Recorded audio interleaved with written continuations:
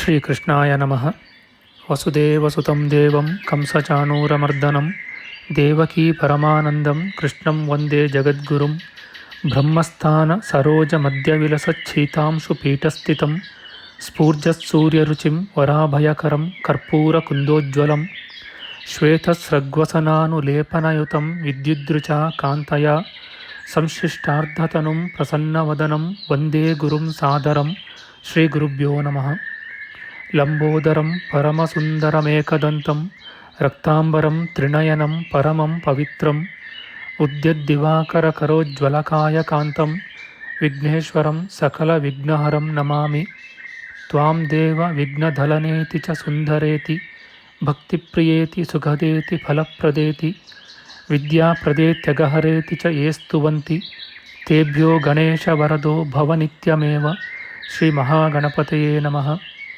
ಯಾ ಕುಂದೇಂದು ತುಷಾರಹಾರಧವಳ ಯಾ ಶುಭ್ರವಸ್ತ್ರಾವೃತ ಯಾ ವೀಣಾ ವರದಂಡಮಂಡಿತಕರ ಯಾ ಶ್ವೇತಪದ್ಮಾಸನ ಯಾ ಬ್ರಹ್ಮಾಚ್ಯುತಶಂಕರಪ್ರಭೃತಿಭಿಃ ದೇವೈಃ ಸದಾ ವಂದಿತಾ ಸಾ ಮಾಂ ಪಾತು ಸರಸ್ವತೀ ಭಗವತಿ ನಿಶ್ಶೇಷಜಾಡ್ಯಾಪಃ. ಶ್ರೀ ಸರಸ್ವತ್ಯೇ ನಮಃ. ವೇದಾರ್ಥತತ್ವವಿಶದೀಕರಣೇನ ಪುಂಸಾಂ ಉಚ್ಚೈರ್ಗತಿಂ ಜಗತಿ ಯೋ ದಯಯಾ ವಿಧಾತುಂ ರಮ್ಯಾಂ ಪುರಾಣಪದವೀಂ ಪ್ರಣಿನಾಯ ತಸ್ಮೈ ಲೋಕೇಶವೈಭವಪುಷೇ ಋಷಯೇ ನಮಸ್ತಾತ್. ತಸ್ಮೈ ವ್ಯಾಸಾಯ ಮುನಯೇ ಸರ್ವಜ್ಞಾಯ ಮಹರ್ಷಯೇ ಪಾರಾಶರ್ಯಾಯ ಶಾಂತಾಯ ನಮೋ ನಾರಾಯಣಾತ್ಮನೇ. ಶ್ರೀವ್ಯಾಸಾಯ ನಮಃ. ನಾರಾಯಣಂ ನಮಸ್ಕೃತ್ಯ ನರಂ ಚೈವ ನರೋತ್ತಮಂ ದೇವೀಂ ಸರಸ್ವತೀಂ ವ್ಯಾಸಂ ತತೋ ಜಯಮುದೀರಯೇತ್.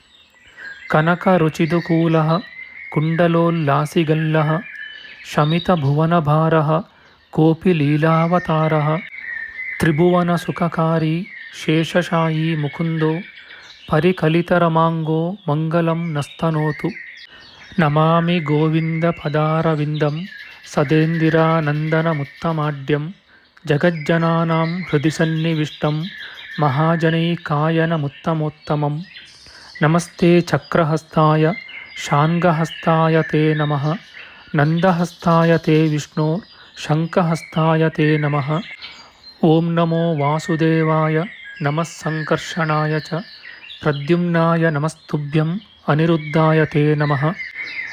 ದಂಷ್ಟ್ರಾಗ್ರೇಣೋ ಧೃತಾ ಗೌರು ದಧಿಪರಿವೃತಾ ಪರ್ವತೈರ್ನಿಮ್ನಗಾಭಿಃ ಸಾಕಂ ಮೃತ್ಪಿಂಡವದ್ಬೃಹದುರ್ವಪುಷಾನಂತರೂಪೇಣ ಯೇನ ಸೋಯಂ ಕಂಸಾಸುರಾರಿರ್ಮುರನರಕದಶಾಸ್ಯಾಂತಕೃತ್ಸರ್ವಸಂಸ್ಥಃ ಕೃಷ್ಣೋ ವಿಷ್ಣುಃಸುರೇಶೋ ನುದತು ಮಮ ರಿಪೂನ್ ಆದಿದೇವೋ ವರಾಹಃ. ನಮಸ್ತಸ್ಮೈ ವರಾಹಾಯ ಲೀಲಯೋದ್ಧರತೆ ಮಹೀಂ ಖುರಮಧ್ಯಗತೋ ಯಸ್ಯ ಮೇರುಖಣಖಣಾಯತೆ. ಶ್ರೀ ವರಾಹಮೂರ್ತಯೇ ನಮಃ. ಪ್ರಿಯ ಬಾಂಧವರೇ, ನಮ್ಮ ಈ ಶ್ರೀ ಲಾಲೀಕೃಷ್ಣ ಚಾನಲ್ಗೆ ಸ್ವಾಗತ. ಇಂದಿನ ವಿಡಿಯೋದಲ್ಲಿ ನಾವು ಶ್ರೀ ವರಾಹ ಮಹಾಪುರಾಣದ 60ನೆಯ ಅಧ್ಯಾಯವಾದ ಶಾಂತಿವ್ರತದ ವಿಚಾರ ಮಾಡೋಣ. ಶ್ರೀಕೃಷ್ಣಾಯ ನಮಃ.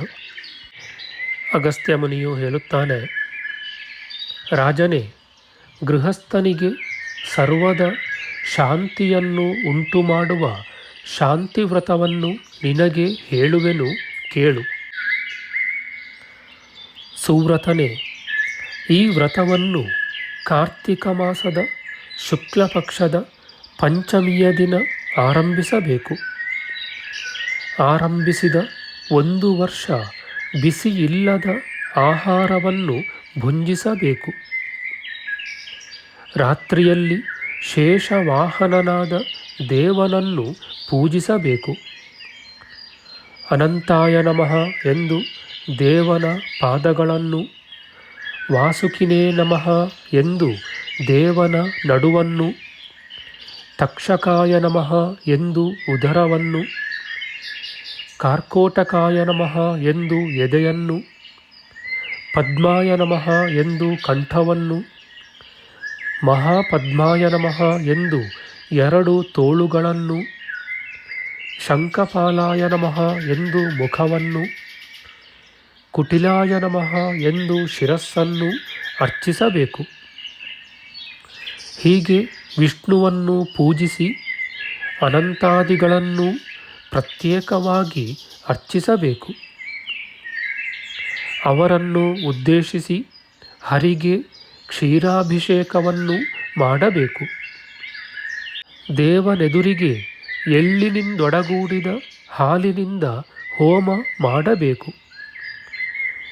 ಹೀಗೆ ಮಾಡಿ ವರ್ಷದ ಕಡೆಯಲ್ಲಿ ಬ್ರಾಹ್ಮಣರಿಗೆ ಭೋಜನವನ್ನು ಮಾಡಿಸಬೇಕು.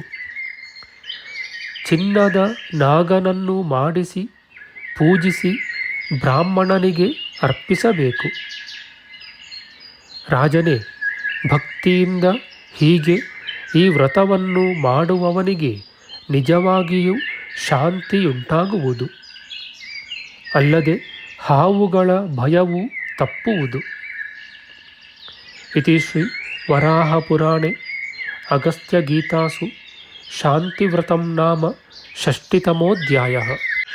ನಮ್ಮ ಮುಂದಿನ ವಿಡಿಯೋದಲ್ಲಿ ನಾವು ಶ್ರೀ ವರಾಹ ಮಹಾಪುರಾಣದ 61ನೆಯ ಅಧ್ಯಾಯವಾದ ಕಾಮವ್ರತದ ವಿಚಾರ ಮಾಡೋಣ.